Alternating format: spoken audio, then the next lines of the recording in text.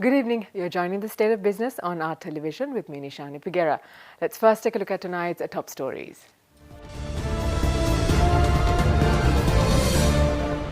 President Sirisena to deliver keynote address at the Commonwealth Business Forum. Tourism Minister calls for police support to ensure safety of tourists. President Maithripala Sirisena arrived in London on Sunday to attend the Commonwealth Heads of Government meeting 2018. He was received by the Commonwealth officials and Sri Lanka High Commission staff. President Sirisena will address CHOGM on Thursday under the theme Towards a Common Future, and special attention will be given to the areas of prosperity, security, fairness and sustainability to achieve the goals of the Commonwealth countries. The position of Commonwealth Chair in office held by the government leader of the CHOGM host country will be transferred at the summit from the Prime Minister of Malta to the Prime Minister of the United Kingdom, Theresa May, who will hold the post until the 26th CHOGM expected in 2020. During his official visit, President Sirisena is scheduled to meet the British Prime Minister Theresa May and hold discussions with several state officials who will be participating in the Commonwealth Heads of Government meeting. While attending CHOGM, the President is also scheduled to address the Commonwealth Business Council and has also been invited to deliver the keynote speech regarding achieving sustainable development goals at the conference. Furthermore, President Sirisena will attend the special celebration of the 92nd birthday of Queen Elizabeth. A press briefing with regard to the recent sexual and physical assault of tourists in Mirissa was held in Colombo today. Addressing the media, Minister of Tourism Development John Amaratunga stated that ensuring the safety of tourists is vital in making tourism the highest foreign exchange earning service in Sri Lanka. In this regard, he requested support from the Tourism Development Authority and the Police Department to ensure appropriate measures will be taken to ensure safety of all tourists. Sri Lankan government is very much dependent on the tourist industry to have the highest foreign exchange coming into the country. So therefore, I would very kindly request, firstly, the authority, the Tourism Development Authority, to make a very strong recommendation as to how we should minimize this type of thing.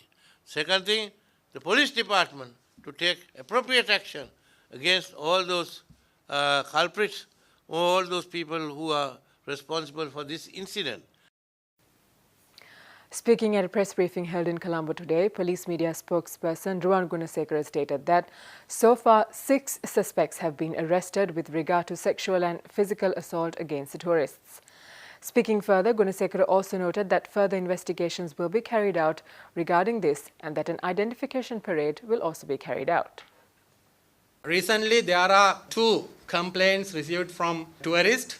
One from Mirissa, Weligama police area with regard to assault and sexual harassment incident. Weligama police is conducting investigation under supervision of Tourist Police Division. So far, 6 suspects were arrested and they were remanded till 19th of this month, followed by an identification parade. Other one also from the same police area, last 15th. With regard to assault incident, no suspect arrested yet, but investigations in progress. If a tourist has victimized in Sri Lanka and he has gone back to his country and his present is necessary to further prosecution process and also he willing to come to Sri Lanka Tourism Development Authority will facilitate him. Time for us to slip in for a short break. Do stay with us for more news when we come back.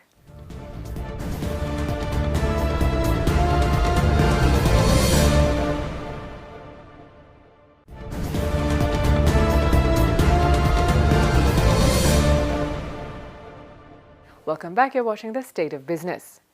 The Buddha Rashmi Vesak Festival, which is the national festival organized by the Gangarama Temple and Prime Minister's Office, will be held from the 29th of April to the 2nd of May 2018. This was announced at a press briefing which was held in Colombo today. This year, the Buddha Rashmi Vesak Festival will be held under the patronage of President Maithripala Sirisena and Prime Minister Ranil Wickremesinghe. The festival will take place in an extensive zone near the Beru Lake, and Navamawatha is dedicated to showcasing the importance of Vesak to Sri Lanka, both spiritually and culturally. Sacred relics from various countries previously have been showcased to the public during the Vesak festival, and this year, sacred relics from Pakistan, India, Nepal and Bhutan will be on display to the public at the temple trees from the 29th of April to the 2nd of May.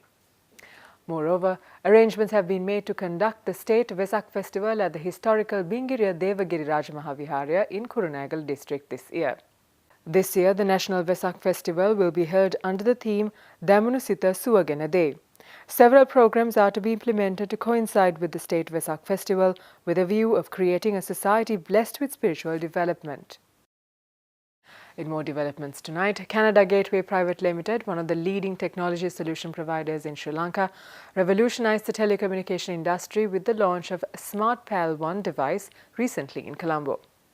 The new SmartPal One device, which helps efficiency and profitability in telecommunications technology, is considered a great investment opportunity for telecommunication companies. Representatives of local telecommunication service providers, leading banks, and representatives from China participated in the event. Meanwhile, addressing the event, the Managing Director of the Canada Gateway Private Limited, Dr. Lionel Sameyawardena, made the following remarks. Our products are mainly software solutions that will streamline your product line and also your delivery line. We provide solutions whether you are a manufacturing entity or service industry, bank, or even a telecom company. We will create, design, and also deliver both software as well as hardware and also integrated software and hardware solutions to create more business for you. Our main operations are in Canada. However, with the beginning of last year, that we have moved into Sri Lanka, and we have moved into different aspects of the businesses in Sri Lanka. Namely that we have provided some solutions for some of the valued telecom business partners in Sri Lanka, as well as that we are also currently integrating our businesses with healthcare systems and telemedicine and digitizing our healthcare system as well. Telco products, e-commerce, as well as biometric solutions are one of our strongest business solutions. Cloud computing as well as data security are some of the areas that we are planning to develop and also get involved in Sri Lankan market and also in the South Asian market. Stocks closed on a positive note today. Let's take a look at the details after this break.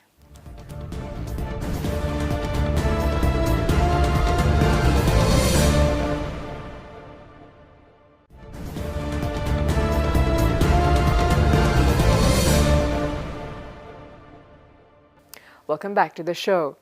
Trading at the Colombo Stock Exchange ended on a positive note today. The all share price index gained 47.81 points to close at 6,544.25, and the S&P SL20 gained 16.33 points to close at 3,687.62. Turnover was 315 million rupees and 91 million shares were traded. And here's a look at the day's foreign exchange rates.